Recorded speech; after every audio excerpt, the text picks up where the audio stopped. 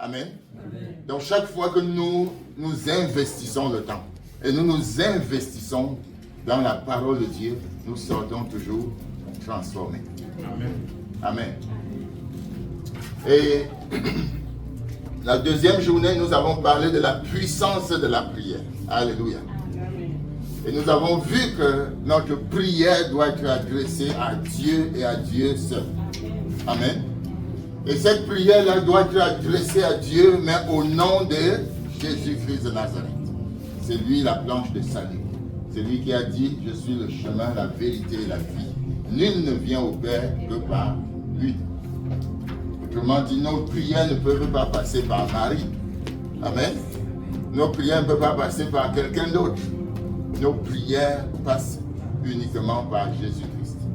Il a dit, si vous demandez quelque chose en mon nom, je le ferai. Amen. Et nous avons également vu que non seulement il faut prier Dieu en passant par Jésus-Christ, mais il faut prier Dieu avec foi. Amen. Avec foi. Il faut prier avec foi en comptant sur ses promesses. Ça, c'était la deuxième journée. Et nous avons vu que la prière, c'est une arme efficace. Et hier, abordant le thème précis, nous avons commencé par montrer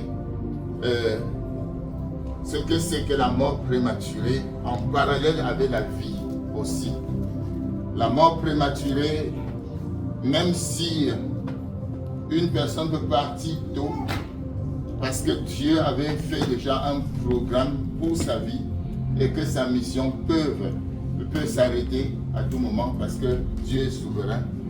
Nous nous sommes accordés à partir de la parole de Dieu pour voir que la mort prématurée n'est pas la volonté de Dieu pour ses enfants.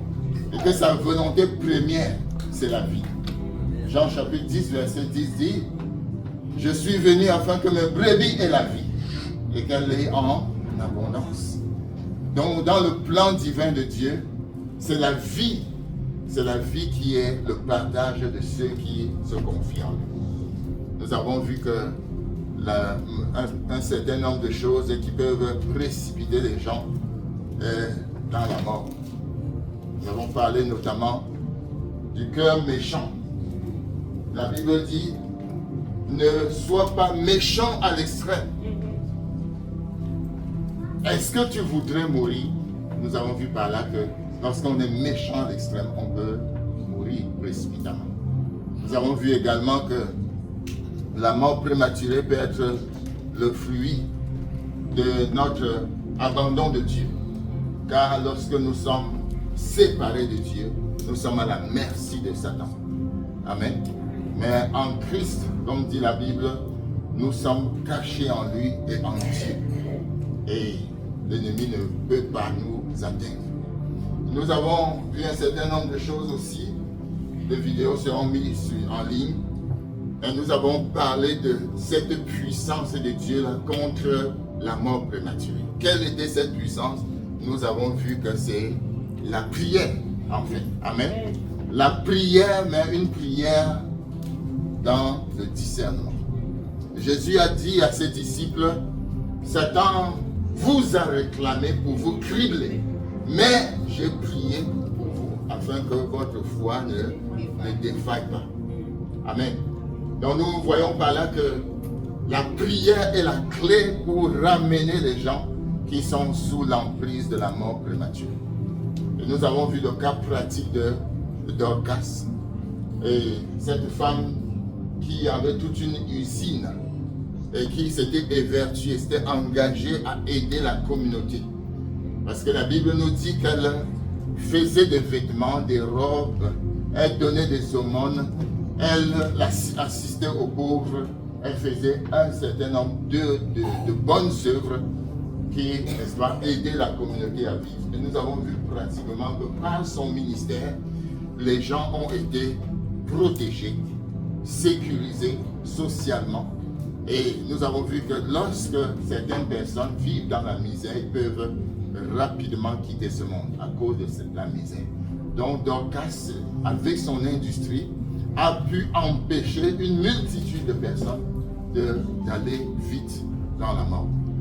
Et lorsqu'elle est morte elle-même, bien aimé, la Bible dit que des femmes, sachant que Pierre était à Jopé, ont envoyé des gens pour aller chercher Pierre. Et lorsque Pierre s'est rendu là où elle était, Pierre entra dans la chambre et fit sortir tout le monde, s'agenouilla et pria. Le ciel s'ouvrit et Dorcas revint à la vie. Amen. Et les femmes qui sont allées supplier, n'est-ce pas, de Pierre, ont dit, c'est elle qui a, ont cité ses œuvres. Autrement dit, nous avons vu comment ces femmes-là étaient éplorées. Ces femmes-là étaient véritablement désarçonnées parce que leur source de bien-être était partie. Et Pierre, dans ce contexte-là, et nous voyons que Pierre, dans ce contexte, a crié certainement dans son âme, au plus profond de lui-même, pour dire, Seigneur, entends le cri de ces femmes, entends le cri de ces personnes. Et Dieu a senti une prière sortie des entrailles même de Pierre. Et il a exaucé. Bien-aimé, Dieu nous montre là que la clé, c'est la prière. La clé contre la mort prématurée, c'est la prière. Nous devons donc nous lever. Parce que la mort a un calendrier fantaisiste. Elle ne nous avertit pas avant de nous prendre. Mais le Seigneur sur la croix a vaincu la mort. Amen. Et c'est à nous de saisir cette puissance-là pour confirmer cette victoire sur la mort qui est toujours en train de rôder. De rôder. Mais tu as été appelé à vivre et à accomplir une mission. Amen. Tant que ta mission n'a pas été accomplie, tu ne mourras pas. À moins que toi-même, tu sortes de l'autoroute. Donc restons sur l'autoroute. Et ce matin, je voudrais conclure en parlant du 4e thème qui est « Tu ne mourras pas ». Amen. Dis à quelqu'un « Tu ne mourras pas ». Précise maintenant, tu ne mourras pas avant ton temps. Amen. Commence à prier. Nous allons entrer dans la parole de Dieu dans un instant. Prie et demande au Seigneur de disposer ton cœur, de te remplir de foi et d'ouvrir tes oreilles spirituelles pour saisir la parole ce matin. Seigneur, nous t'élevons et nous te magnifions. Nous t'exaltons, ô Dieu des cieux, toi qui n'as pas changé. Merci Seigneur pour ta faveur divine sur nous. Merci pour ta grâce infinie. Merci pour ta bonté. Merci pour ta miséricorde. Tu es le Dieu puissant. Tu es le Dieu vivant. Tu es le Dieu fidèle. Merci de régner en ces lieux. Merci de prendre l'autorité. Nous ordonnons à tout esprit qui ne te glorifie pas de s'éloigner d'ici dans le nom de Jésus. Merci au Dieu des cieux pour ta grâce. Merci au Dieu des cieux pour ta faveur. Dans le nom puissant de Jésus-Christ de Nazareth. Nous t'élevons au Dieu et nous te magnifions. Merci infiniment. Dans le nom de Jésus. Amen, amen. Acclame le Seigneur, n'est-ce pas? Alors directement dans le texte du jour, le psaume 118, le verset 1 jusqu'au verset 17. Je vais demander à notre sœur Marianne de lire le verset 1 jusqu'au verset 8. Jusqu'au verset 9, pardon. Et je vais demander à notre sœur Docta de lire le verset au verset 17. Allons-y. Oui. Car sa miséricorde durera toujours. Israël dit toujours. Ô Éternel, car il est bon, car sa miséricorde durera toujours. Israël dit, car sa miséricorde durera toujours. Que la maison d'Aaron dise, car sa miséricorde durera toujours. Que ceux qui craignent l'Éternel disent, car sa miséricorde durera toujours. Du sein de la détresse, j'ai invoqué l'Éternel. L'Éternel m'a exaucé. Ma collage. L'Éternel est pour moi, je le crains. Que peuvent me faire les hommes? L'Éternel est mon secours et je me réjouis à la vue de mes ennemis. Mieux vaut chercher un refuge en l'Éternel que de se confier à l'homme. Amen. Jusqu'à 9. Mieux vaut chercher un refuge en l'Éternel que de se confier au grand. Amen.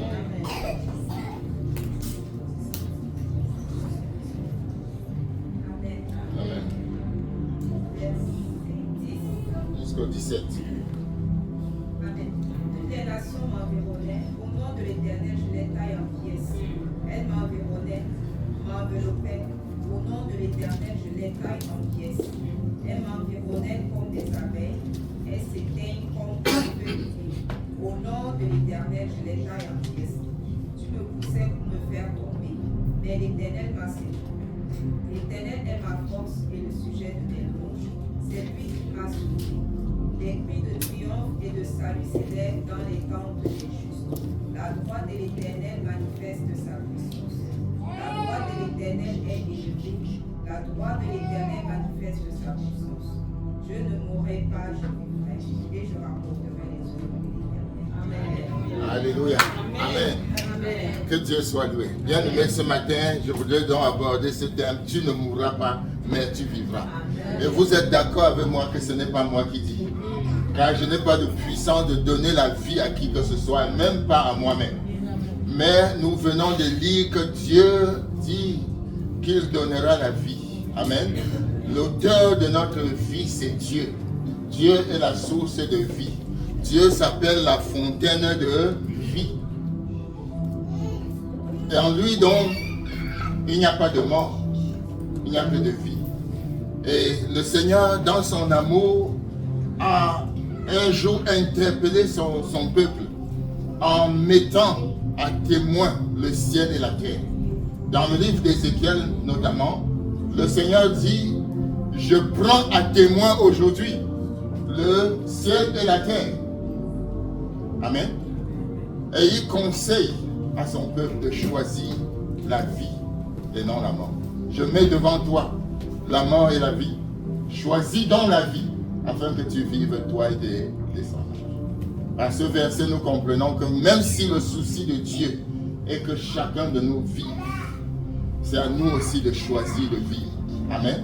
C'est pourquoi c'est pertinent de lire ce psaume, notamment au verset 17 où le psalmiste a fait son choix. Je ne mourrai pas, je vivrai et je raconterai les merveilles de l'Éternel. Pour aborder ce sujet bien-aimé, j'aimerais qu'on aborde 3 éléments. Premièrement, nous allons définir ce que c'est que vivre. Amen. Ensuite, nous allons montrer pourquoi est-ce que nous pouvons vivre. Je veux dire, qu'est-ce qui peut nous faire vivre. Et en dernier lieu, nous allons voir pourquoi est-ce que nous devons vivre. Amen. Pourquoi est-ce que nous réclamons vivre? Pourquoi? Quelle est la raison d'être? Amen. Commençons par la définition de vivre.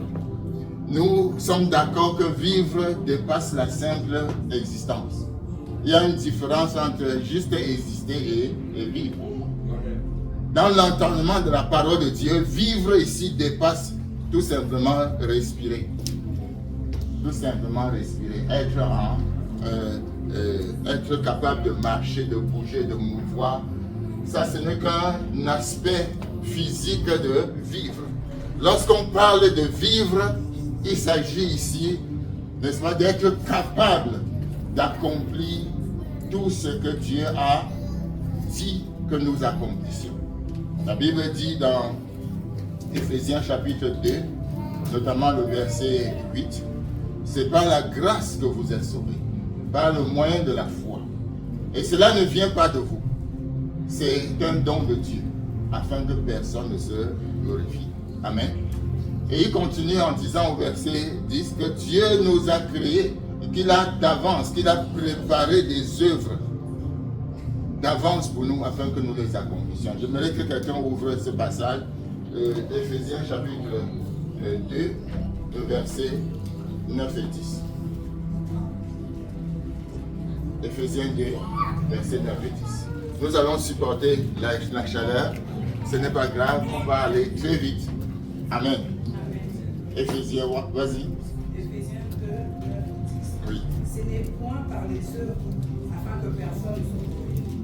Car nous sommes son ouvrage, ayant été créés en Jésus-Christ pour les bonnes œuvres que Dieu a préparées d'avance, afin que nous les pratiquions. Amen. Vous voyez, donc, vivre bien-aimé, c'est en fait accomplir sa mission. Vivre, c'est accomplir sa mission sur la terre. C'est exécuter les œuvres que Dieu a préparées d'avance pour nous. Vivre, c'est n'est pas simplement sortir et rentrer à la maison. Vivre, c'est faire la volonté de Dieu sur la terre. Amen. Vivre, c'est faire la volonté de Dieu sur la terre. Dieu a une volonté pour toi. Dieu a un plan de vie pour toi. Dieu a une mission pour chacun de nous.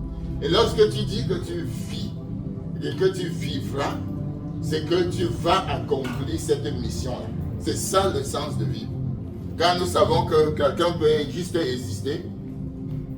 Amen. Quelqu'un peut juste exister. Mais il passe sur la terre comme tout être vivant. Je veux dire, comme un végétal, un animal, il ne fait rien. Mais lorsqu'on parle de vivre, il s'agit non seulement d'être en vie physiquement, mais d'être capable de discerner sa mission et de l'accomplir. Quelle est ta mission sur cette terre? Amen. C'est ça la vraie question. Quelle est ta mission sur cette terre?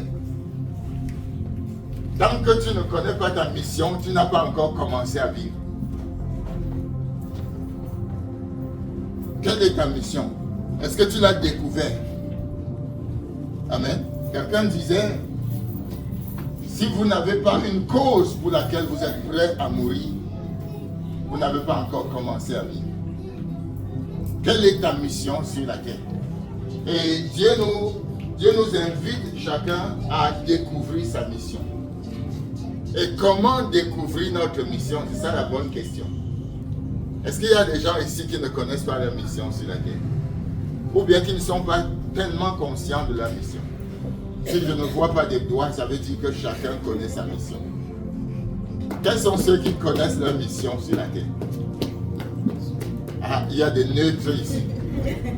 Il y a des neutres. Amen.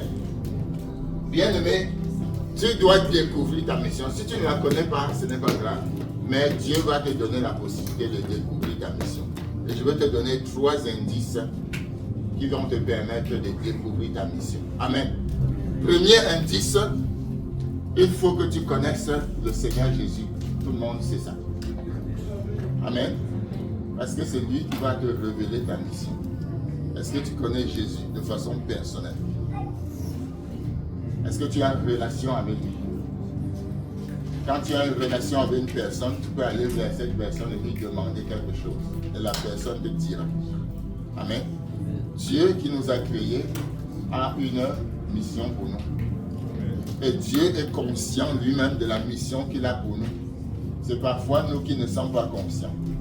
Je vous dévoile la mission de Dieu pour chacun de nous. Je connais Jérémie chapitre 29, verset 11. Je connais les projets que j'ai formés sur pour un objet de honneur et non de un avenir plein d'espérance. Dieu lui connaît ce qu'il a formé sur nous. Donc maintenant, nous devons découvrir spécifiquement ce que nous devons faire. Et par rapport à cela, nous avons deux dimensions. Nous avons une dimension terrestre ou sociale de notre mission. Chaque personne dans la société doit savoir ce qu'il fait. Amen. Tu peux être médecin, tu peux être enseignant, tu peux être infirmier, tu peux être toutes sortes de métiers, n'est-ce pas? Ça, c'est une mission sociale, une mission terrestre que chacun doit accomplir. Et l'accomplir très bien. Amen. Donc, ne néglige pas le travail que tu fais. Nous avons vu dans le cours, l'enseignement sur le leadership, que chaque homme a un travail. On peut perdre son emploi, mais on ne peut pas perdre son travail. Donc, ce travail-là, c'est un travail social. Nous avons quelque chose à faire pendant que nous sommes sur cette terre. Ça, c'est le travail social. Et ajouté à cela, nous avons notre appel. C'est-à-dire l'appel à servir Dieu d'une façon spécifique. Le travail social sert toujours Dieu. Mais il y a une mission spécifique qui est plus spirituelle et à laquelle Dieu nous a appelés. La Bible dit que Dieu a appelé certains apôtres, il a appelé d'autres prophètes, il a appelé d'autres évangélistes, d'autres pasteurs, d'autres docteurs, n'est-ce pas, en vue de l'œuvre du ministère, en vue de l'édification de l'Église. Donc, dans cette panoplie-là, nous pouvons discerner notre mission. Est-ce que tu es appelé apôtre? Est-ce que tu peux appeler évangéliste, pasteur, docteur, etc. Mais au-delà de cela, il y a d'autres appels sous-jacents que nous discernons dans la parole de Dieu. Il y a des gens qui sont appelés à encourager. Amen. Il y a des gens qui sont appelés à encourager. Ils ont ce ministère. Il y a des gens qui sont appelés à rassembler. Il y a des gens qui sont appelés à guérir. Amen. Il y a des gens qui ont appelé à exercer la libéralité. C'est-à-dire pour eux, leur main est longue jusqu'à, comme quitter ici, jusqu'à derrière. Amen. Ils sont capables de ça. C'est leur affaire. Amen.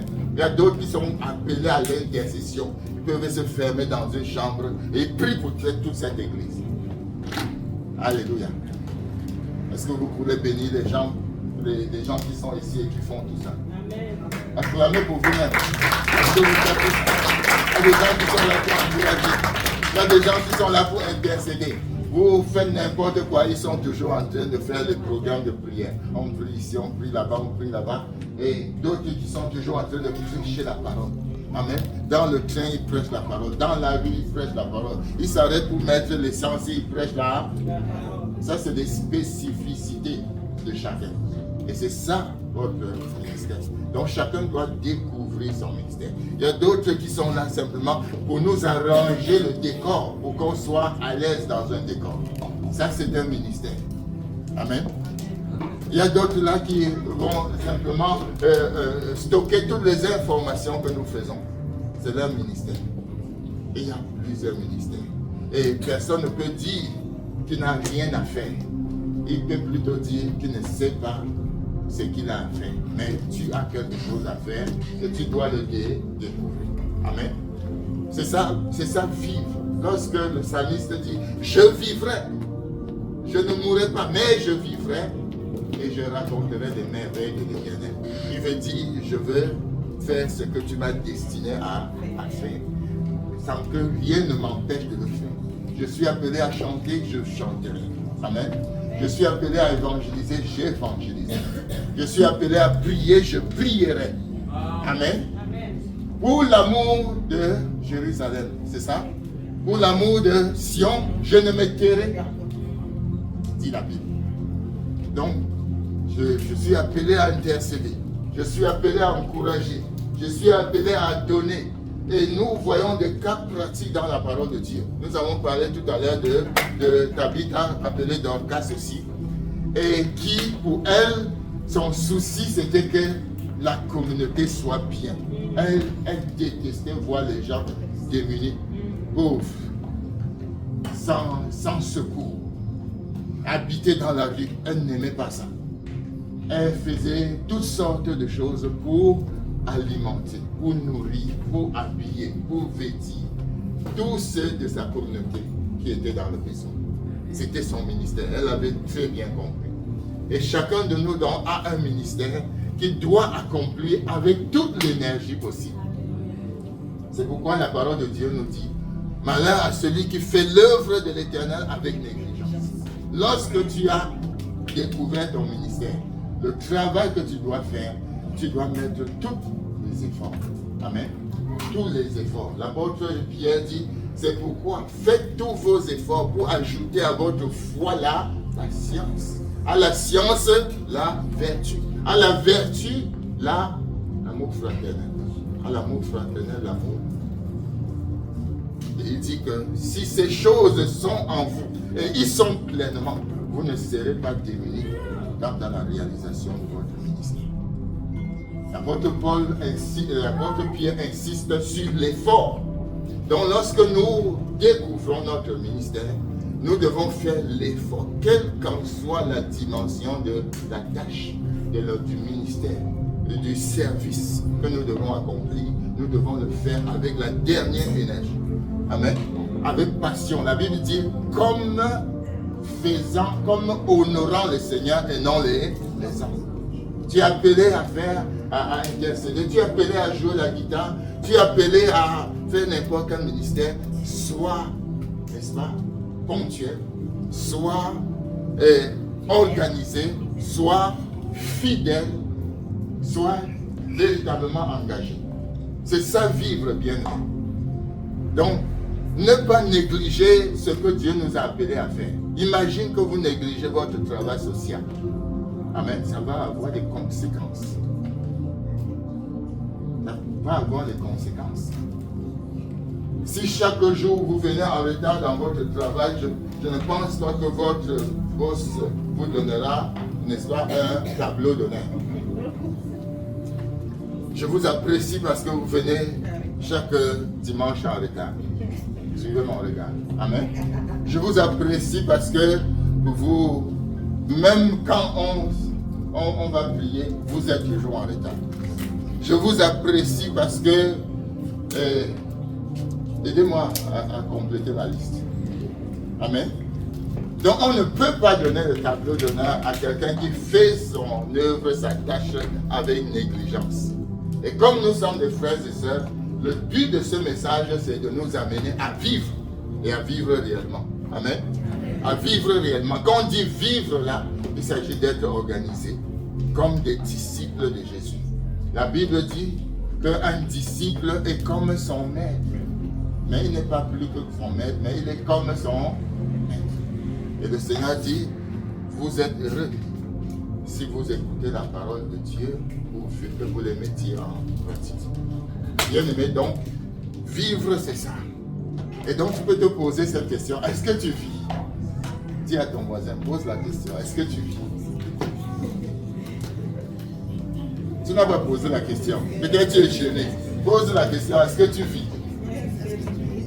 Est-ce que tu vis? Amen.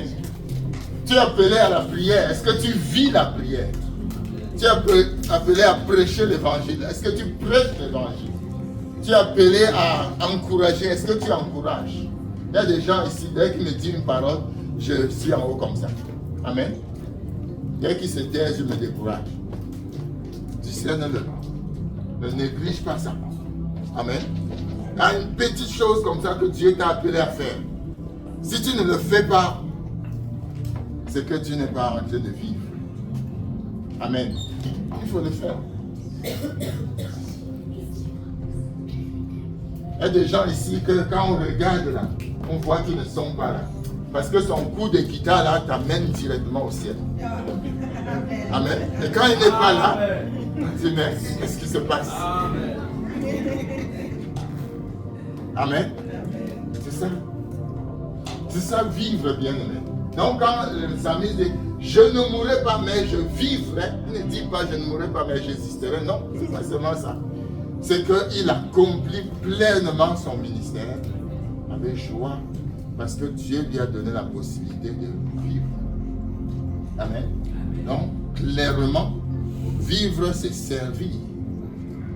Et c'est servir sans négligence. Donc, le but ici, c'est que nous puissions nous révolutionner. Ce n'est pas simplement nous ajuster, mais il faut une révolution dans notre capacité à faire pleinement ce que Dieu a préparé d'avance pour que nous les accomplissions.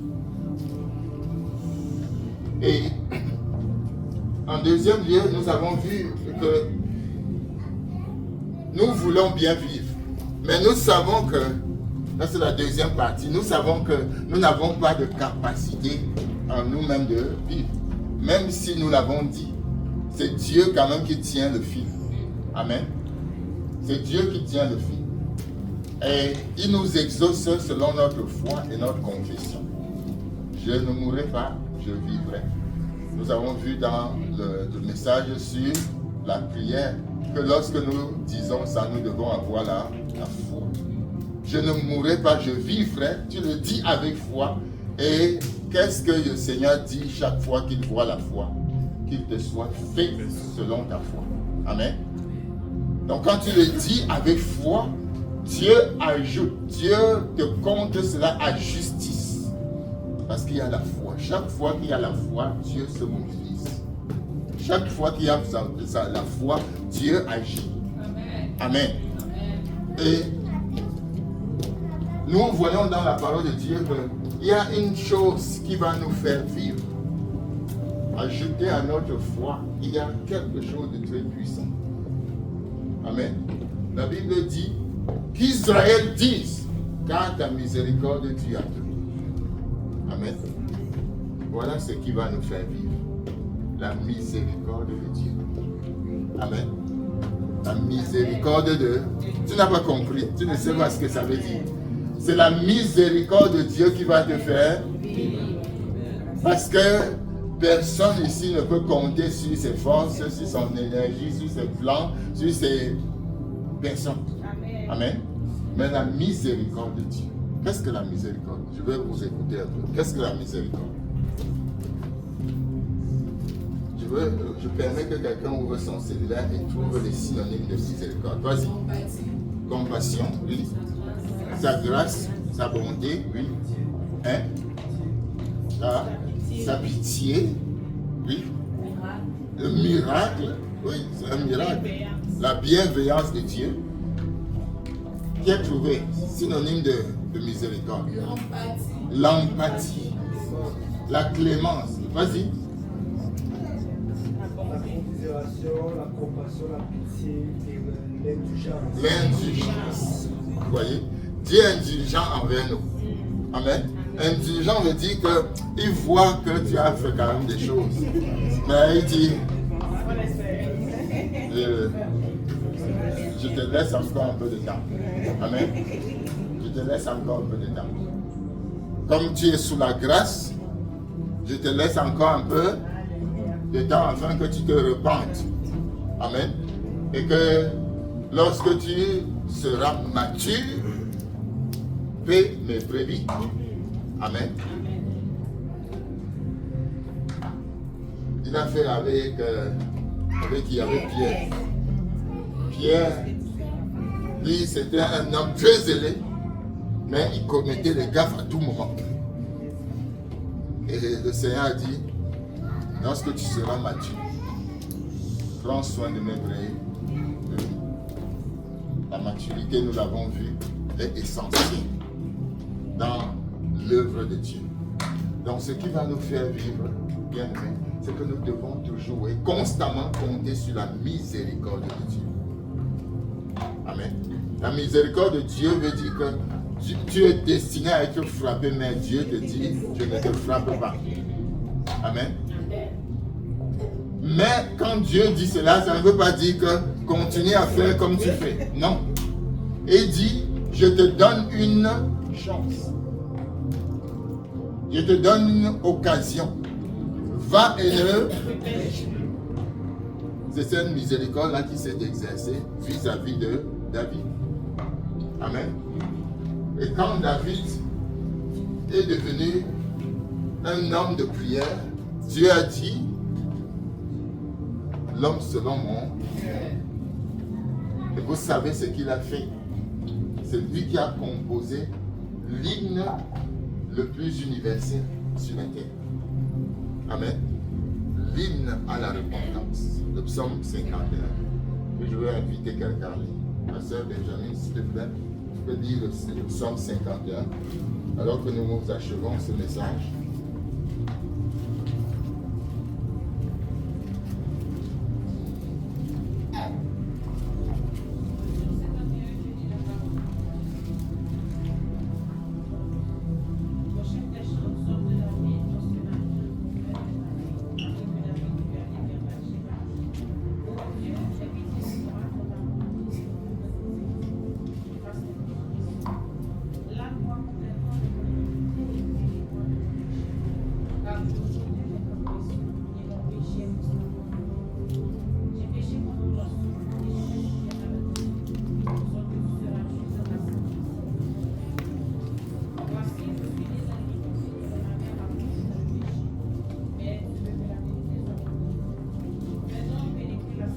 Purifie-moi avec l'hysope et je serai pur.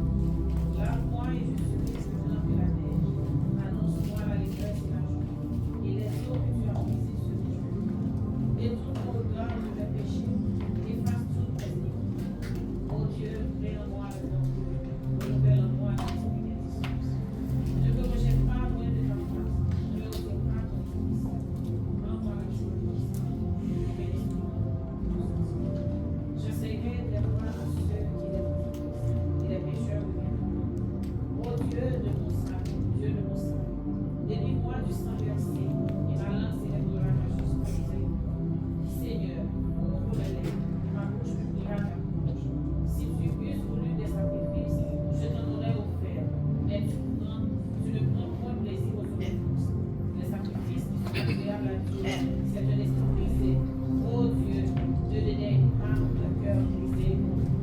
Répands par ta grâce les bienfaits suscités. Vas-y les murs de Jérusalem. Alors tu agréeras des sacrifices de justice, des holocaustes et des victimes tout entières. Alors jamais Amen. Bien-aimés, à la lecture de ce psaume, personne ne peut se lever et bomber le cœur qui n'a pas besoin de la miséricorde de Dieu. Amen. Mais plutôt, chacun peut ici mesurer à quel point Dieu l'a aimé, à quel point Dieu a été patient envers lui, à quel point Dieu désire encore qu'il vive. Il dit, je ne désire pas la mort du pécheur, mais je désire qu'il se repente et qu'il vive. Amen. Donc nous pouvons avec foi et avec David dire, je ne mourrai pas, mais je vivrai et je raconterai les merveilles de l'Éternel. Et c'est la dernière phase de ce message. Je ne mourrai pas, mais je vivrai. Pourquoi faire? Amen. Pourquoi faire? C'est ça, il répond à sa propre question. Et pour raconter les merveilles de l'Éternel. Que signifie raconter? Raconter signifie annoncer. Amen. Et on annonce quoi premièrement? La bonne nouvelle. Amen. On annonce la bonne nouvelle. Dieu appelle donc son église à l'évangélisation. Dieu appelle son église au témoignage. Raconter, c'est donner un témoignage. Nous avons donné le témoignage ce matin. Amen. Nous avons donné des témoignages de ce que Dieu a fait durant ce séminaire. Mais je voudrais attirer votre attention sur un témoignage qu'on ne doit pas manquer de donner. Et je voudrais te demander si tu as déjà donné ton témoignage. Parce que avant de raconter les témoignages, n'est-ce pas, par rapport à ce que tu vis de la bonté de Dieu chaque jour, il faut que tu racontes le témoignage de ce que Dieu a fait dans ton cœur, dans ta vie. Amen. Si tu n'as jamais raconté le témoignage de ce que Dieu a fait dans ton cœur, suivez-moi un instant. Je reprends. Si tu n'as jamais raconté le témoignage de ce que Dieu a fait dans ta vie, soit que Dieu n'a rien fait, soit que tu refuses de le faire. Amen. Il y a des mamans ici, n'est-ce pas? Il y a une devant moi. Lorsque un enfant naît, qu'est-ce qu'on fait? Même sur le lit de l'hôpital, on prend quand même son téléphone, non? On fait quoi? On dit, c'est arrivé. La bonne nouvelle est là. Amen. La bonne nouvelle. Pourquoi? Parce qu'il y a eu une naissance. Nous, de même, lorsque Dieu nous donne de naître de nouveau, nous ne devons pas manquer de... Si nous ne racontons pas, c'est qu'il n'y a rien eu. Il y a simplement eu une adhésion et non pas une conversion. Amen. Ou alors, si tu étais ignorant de ça, qu'il faut raconter ton témoignage, il faut le raconter. Qu'est-ce que Dieu a fait dans ta vie? J'aime beaucoup travailler en équipe avec les élèves. Je les mets en équipe de 2, 3. donnant un travail spécifique. Pour qu'il parle en équipe, pour qu'il dise des choses sur un sujet spécifique. Ce matin, je voudrais vous amener à penser à cela. Si vous alliez, si je vous demandais d'aller vers quelqu'un pour lui raconter votre témoignage, ce serait quoi votre témoignage? Nous n'allons pas le faire ce matin. Mais ce serait quoi ce que Dieu a fait dans ta vie de façon personnelle par rapport à ton salut? Est-ce que tu es prêt à raconter cela au sortir d'ici? Voilà le devoir que je crois le Saint-Esprit nous laisse. De raconter notre témoignage à quelqu'un qui sera touché. Je suis sûr que Dieu a fait quelque chose dans la vie de quelqu'un ici pour le sauver. Est-ce que c'est le cas? Amen. Donc, nous sommes invités à raconter notre témoignage. Il ne s'agit pas certainement de sortir, d'abord commencer à parler à tout le monde si tu n'as pas encore ce degré de foi là. Parce qu'il y a des degrés de foi de ça. On ne demandera pas à un enfant d'aller à l'université, non. Ça veut dire simplement que selon ton degré de foi, tu as aussi un champ d'action précis. Tu peux parler déjà aux membres de ta famille de ton témoin. Peut-être que tu as quitté ta famille il y a 2, 3, 4, 5 ans. Et en quittant, tu étais cet enfant-là qui, on savait que Dieu pour toi est loin. Mais que tu es arrivé ici, tu as connu Dieu de façon personnelle. Amen. De façon précise. C'est à toi d'aller vers eux, leur raconter ce qui s'est passé dans ta vie. Amen. Est-ce que nous sommes d'accord avec ça?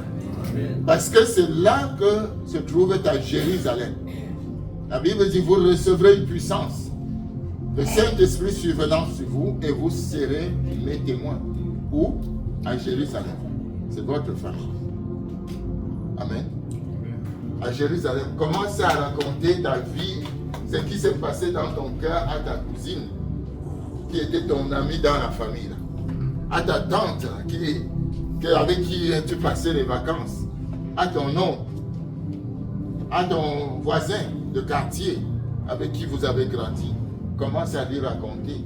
Ne dis pas seulement que le Canada est bien, que voici les photos de la plage X, voici les photos de la plage Y. Ça c'est bon, mais raconte-lui ce que tu as fait dans ta vie. Sinon il va toujours te regarder comme cet enfant avec qui vous jouez, alors que toi tu es déjà dans le royaume. Parle-lui pour qu'il entre aussi dans le royaume. Amen. Bien, mais nous allons terminer par la prière. Alléluia. Que chacun se prépare.